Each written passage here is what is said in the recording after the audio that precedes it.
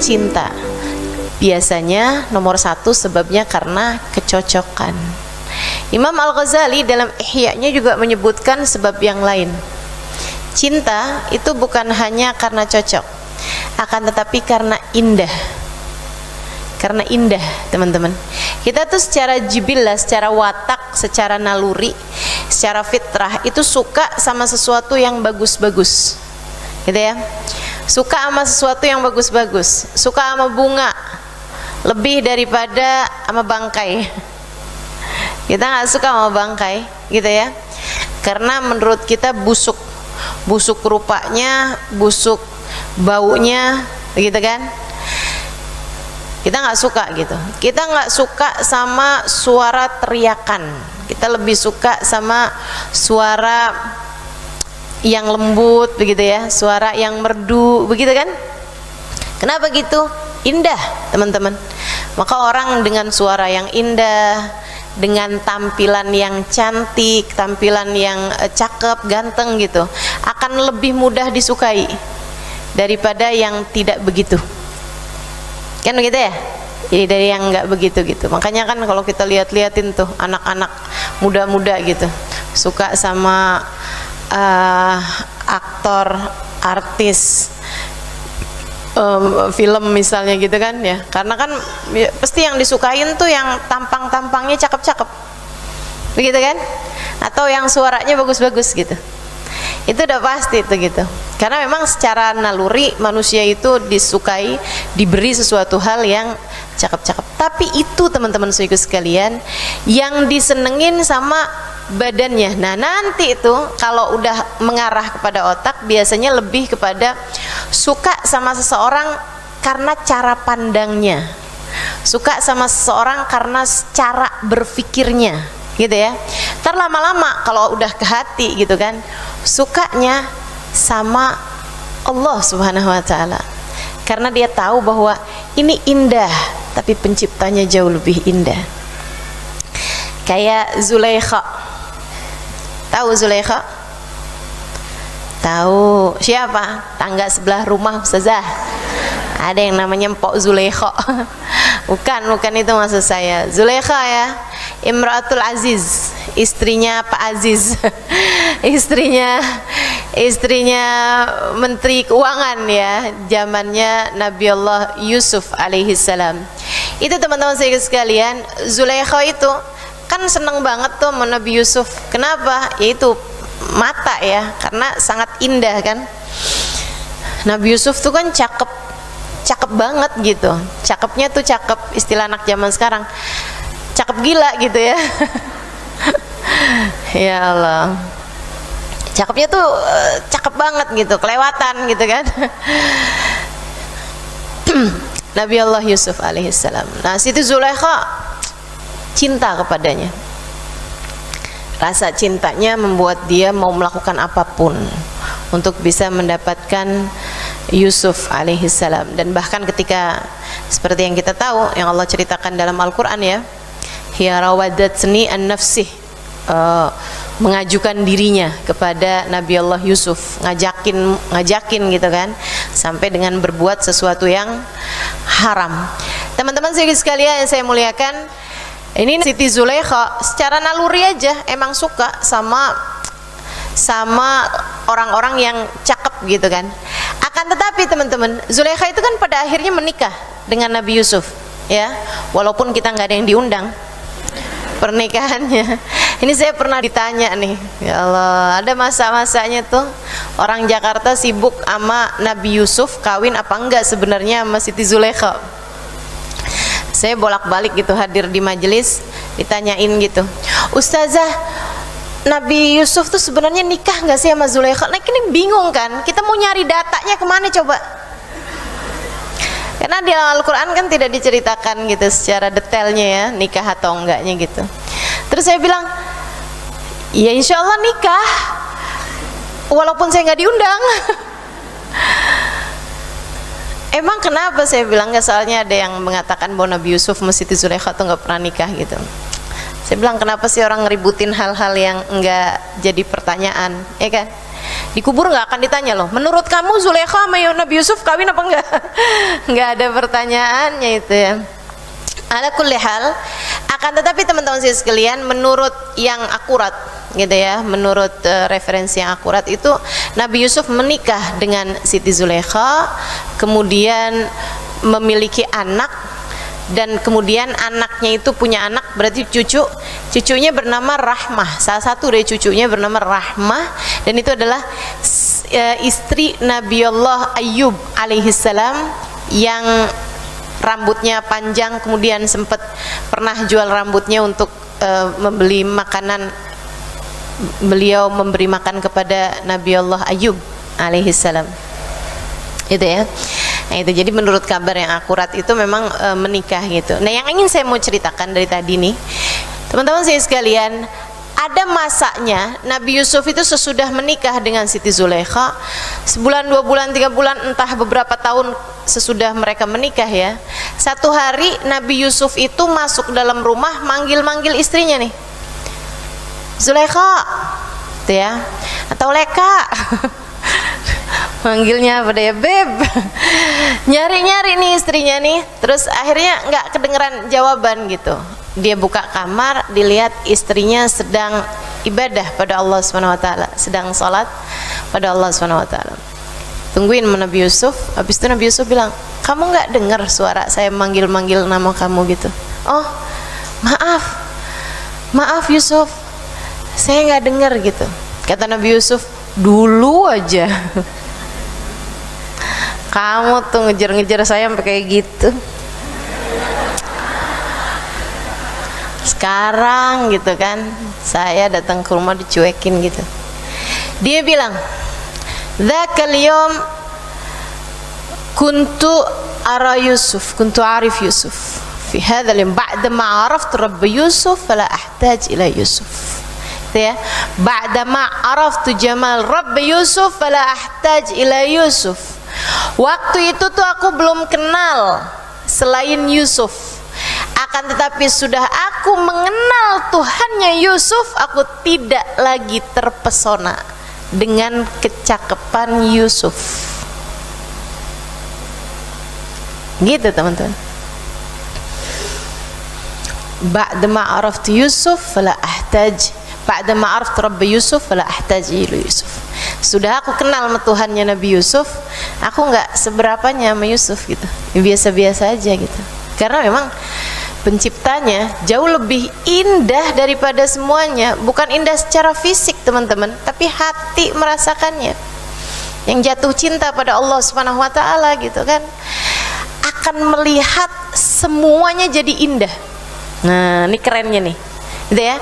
Orang kalau jatuh cinta sama orang gitu kan, ngelihat nggak ada yang indah selain yang dicinta. Tapi kalau jatuh cintanya sama Allah, sebaliknya nih, ngelihat semuanya jadi indah karena dia tahu semuanya adalah ciptaan Allah. Gitu. Itu berarti tuh udah jatuh cinta tuh sama Allah Subhanahu wa taala. Udah kenal cinta tuh sama Allah Subhanahu wa taala. Kalau kamu udah bisa ngelihat semuanya tuh jadi indah, teman-teman. Bukan hanya orang. Akan tetapi pujian sama cacian jadi dua-duanya sama-sama indah di telingamu. Kalau udah kamu kenal sama Allah Subhanahu wa taala, jatuh cinta sama Allah Subhanahu wa taala, teman-teman saudaraku sekalian yang saya muliakan, bahkan baginya antara sehat sama sakit dua-duanya sama-sama indah. Antara dicinta sama dibenci dua-duanya sama-sama indah gitu. Buat orang-orang yang sudah kenal sama cinta, rasa cinta pada Allah Subhanahu wa taala jalla jalaluhu wa ta'ala azamatuh. Masya Allah. Kayak ada seorang perempuan lagi pas dia lagi mikirin Allah, dia lagi jatuh cinta sama Allah Subhanahu wa taala gitu. Suaminya pas pulang ngomel-ngomel gitu. Dia ngeliatin suaminya senyum. Suami bilang, saya tuh dari tadi lagi ngomel tau sama kamu, lagi marah-marah sama kamu malah senyum-senyum kayak begitu. Ya ampun bang, abang cakep banget dah. Saya tuh dari tadi lagi subhanallah kagum banget sama Allah, bikin hidung abang kembang kempis, mata abang tar melotot, tar ngecil, masya Allah banget ya bang. Mulut abang ntar gede, ntar kecil ya. Subhanallah, subhanallah bang, luar biasa Allah nyiptain abang nih bang. Masya Allah. Jatuh cinta sama Allah Subhanahu wa taala, teman-teman. Kamu bagaimana? Masih jauh nggak rasanya? Kalau masih jauh ya berarti kurang cinta. Bukan berarti nggak cinta ya. Insya Allah mudah-mudahan udah mulai kenal cinta sama Allah Subhanahu wa taala. Tapi kalau lama-lama tambah kenal, waduh luar biasa banget. Sehingga sekalian saya muliakan, tuh cinta karena keindahan. Jadi cinta itu satu karena kecocokan. Cocok itu dari yang paling dasar, cocok sama apa yang dimauin sama badan, kemudian cocok sama apa yang dimauin sama akal. Nah nanti itu nyampe kepada tingkatan cocok sama apa yang dimauin sama hati. Kalau udah cocok sama yang dimauin sama hati, itu orang kenal sama cintanya Allah Subhanahu wa taala. Jatuh cinta dia sama Allah Subhanahu wa taala, sebab hati itu nggak pernah lebih cocok daripada kepada Allah Subhanahu wa taala. Teman-teman sekalian, yang keduanya, orang tuh bisa cinta karena keindahan. Deh ya. Nah, kalau udah cinta karena keindahan, ini nih, yang paling dasar keindahan dari apa yang dilihat mata, apa yang didengar telinga, apa yang dirasa sama panca indera kita begitu kan. Itu yang pertama gitu. Tapi nanti lama-lama tuh akan cinta kepada apa yang dirasa indah oleh akalnya. Nah, nanti lama-lama akan merasa cinta kepada apa yang dirasa indah oleh hatinya. Pada saat itu juga dia akan berjumpa dengan Allah Subhanahu wa taala, karena sebenarnya tidak ada yang lebih indah daripada Allah Subhanahu wa taala. Innallaha jamil yuhibbul jamal. Sungguhnya Allah Subhanahu wa taala itu indah, dan Allah Subhanahu wa taala menyukai atau mencintai keindahan. Baik, teman-teman sekalian saya muliakan. Kemudian yang ketiga, orang tuh akan jatuh cinta lil hasanah, karena kebaikan. Karena kebaikan orang itu. Kalau ada orang nih tiap hari ngasih kamu uang misalnya gitu ya, lama kelamaan kamu pasti jatuh cinta sama dia, nggak bisa enggak gitu. Makanya kenapa kita cinta sama orang tua kita gitu ya, lebih lagi orang tua yang baik sama kita gitu, karena kan nggak semua orang tua baik ya, ada juga orang tua yang ninggalin kan gitu kan. Sama orang tua yang ninggalin gitu, cinta kita tapi kurang daripada sama orang tua yang baik gitu kan sama kita kan. Itu karena memang seperti itu teman-teman sekalian. Secara watak, secara naluri, orang akan suka sama sesuatu yang baik, entah itu baik kepada dirinya sendiri ataupun baiknya kepada orang lain.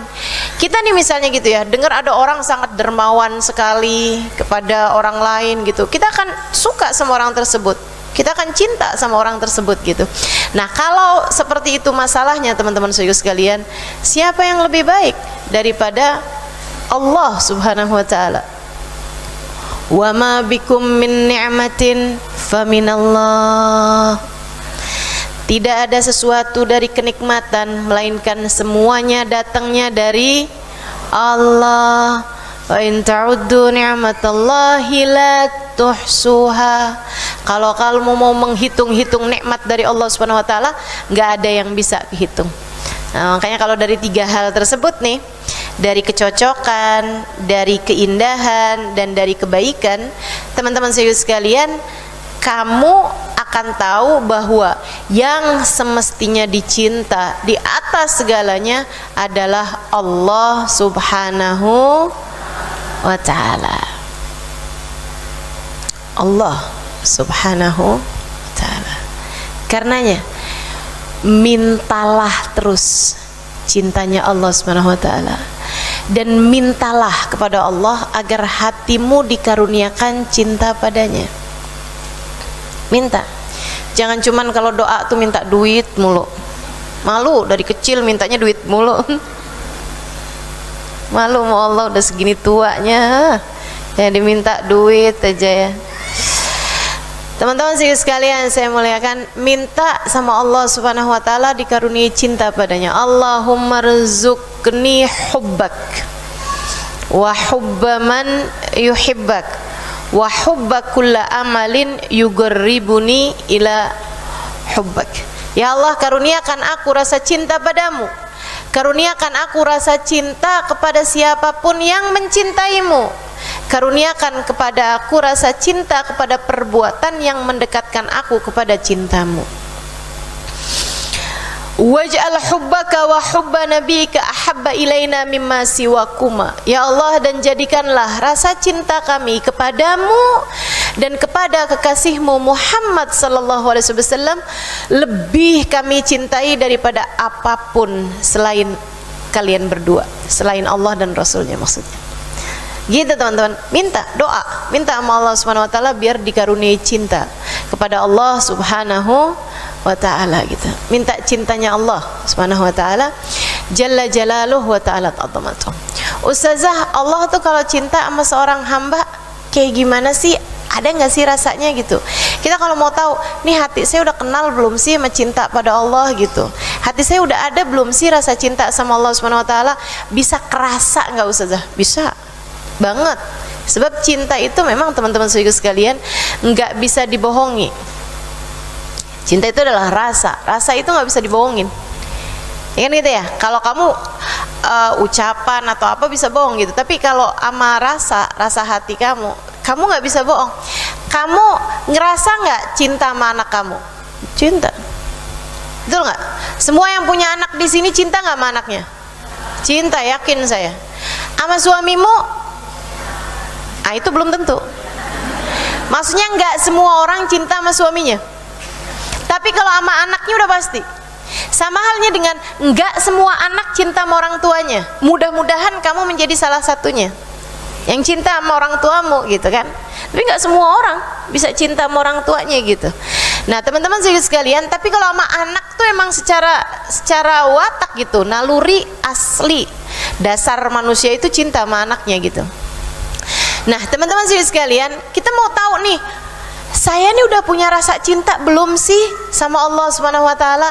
Saudaraku sekalian yang saya muliakan, kamu bisa merasakannya.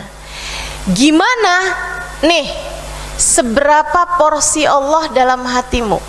Karena cinta itu kan urusannya hati gitu. Kamu bisa tahu kamu cinta sama Allah Subhanahu wa taala atau enggak gitu kan, atau sudah punya rasa cinta atau belum, dengan kamu bisa melihat porsi Allah Subhanahu wa taala dalam hatimu, teman-teman. Ada apa belum ada? Seberapa banyak? Kalaupun ada, seberapa banyak? Bagaimana Allah kamu ingat dalam hatimu? Saya kok belum ya Ustazah? Saya sholat aja suka nggak ingat sama Allah. Saya hari-hari gitu kayak jarang banget saya ingat sama Allah.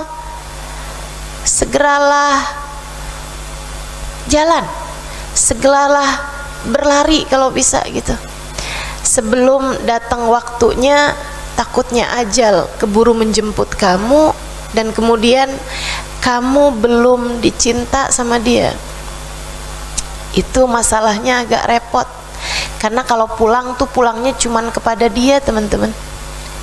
Inna lillahi wa inna ilaihi raji'un. Berani kamu pulang ke rumah yang di dalam rumah nggak sayang sama kamu, nggak cinta sama kamu? Berani? Nih kamu nih lagi sebel nih, suami kamu lagi sebel sama kamu gitu. Kamu kan pulang deg-degan. Betul apa enggak? Sama Allah juga gitu.